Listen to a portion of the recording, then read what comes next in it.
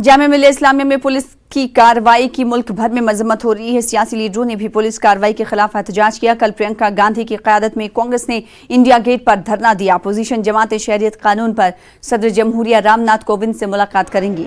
Opposition पार्टियों ने सदर जमहूरिया से मुलाकात के लिए वक्त तलब किया है। आज शाम 4:30 बजे अपोजिशन लीडरों का वफ्द सदर जमहूरिया से मिलेगा। आपको बता दें कि इस वफ्द में कांग्रेस सदर सोनिया गांधी भी शिरकत कर सकती हैं।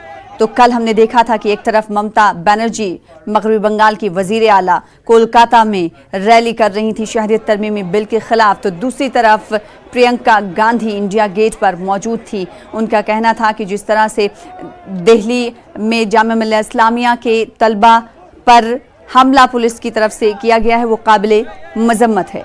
और इन्हीं तमाम चीज़ों को देखते हुए कांग्रेस की तरफ से सदर जमहूरिया रामनाथ कोविंद से वक्त मांगा गया था मुलाकात करने के लिए, और आज ये मुलाकात मुतवक्के है।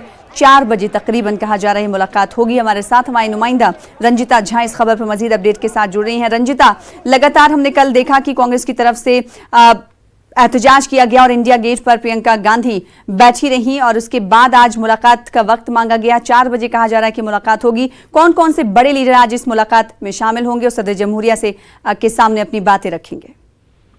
जी बिल्कुल सना, देखिए कल कांग्रेस पार्टी ने एक विपक्षी पार्टियों के नेताओं की एक प्रेस कॉन्फ्रेंस भी की थी 1:30 बजे कॉन्स्टिट्यूशन क्लब में, और उसके बाद ये निर्णय लिया गया कि कांग्रेस महासचिव प्रियंका गांधी जामिया में जो हिंसा हुई है, जो पुलिस के द्वारा कार्रवाई की गई है, छात्रों को पीटा गया है, वीसी के बिना अनुमति के जामिया के प्रेमिसेस में अंदर घुसकर लाइब्रेरी के अंदर, हॉस्टल के अंदर जो छात्र और छात्राएं हैं उनको मारा गया है। इन तमाम चीजों के विरोध में कल जब प्रियंका गांधी इंडिया गेट पर बैठी थी, तमाम बड़े नेता उनके साथ इसमें शामिल थे। 2 घंटे का ये सांकेतिक प्रदर्शन था कांग्रेस पार्टी का। हालांकि किसी तरह की नारेबाजी नहीं की गई थी, लेकिन अब जो खबर निकल कर आ रही है, आज जो है सभी विपक्षी पार्टी, क्योंकि उन्होंने राष्ट्रपति से समय मांगा था मिलने के लिए, समय उनको 4:30 बजे का दिया गया है।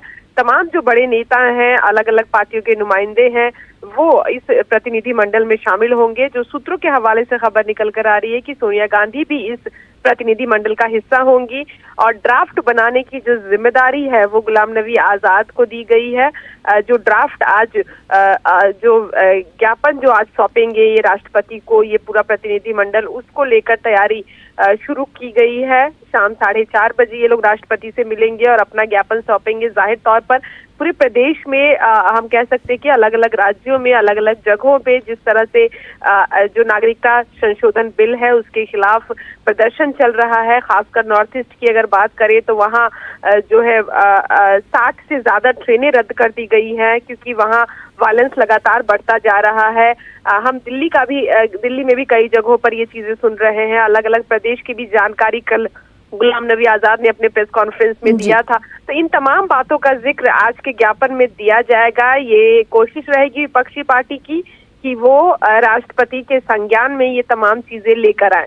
जी, जाहिर सी बात, और इसीलिए तमाम इस मसलों को लेकर आज मुलाकात होने वाली है सदर जमहूरिया रामनाथ कोविंद से। बेहद शुक्रिया रंजिता हमारे साथ जुड़ने के लिए, बातचीत करने के लिए। उधर असम में मामूलाती जिंदगी पटरी पर लौट रही है। गुवाहाटी में आज सुबह 6 बजे से कर्फ्यू हटा लिया गया है। ख्याल रहे कि राज्यसभा में शहरियत तरमीमी बिल की मंजूरी के बाद असम में एहतजाज शुरू हुआ था। रियासत में अमन अमान की बरकरारी को यकीनी बनाने के लिए इंतजामिया ने गुवाहाटी और डिब्रूगढ़ में कर्फ्यू नाफिज कर दिया था, और गुवाहाटी में 11 दिसंबर को कर्फ्यू नाफिज किया गया था। इस वक्त जो हालात हैं वो थोड़े मामूल पर लौटते हुए दिखाई दे रहे हैं। खबरें ये भी हैं कि तकरीबन आज 12 बजे से ब्रॉडबैंड सर्विसेज बहाल कर दी जाएंगी। फिलहाल इसी के साथ रुकेंगे छोटे से ब्रेक के लिए। कुछ और खबरों के साथ चल लौटेंगे।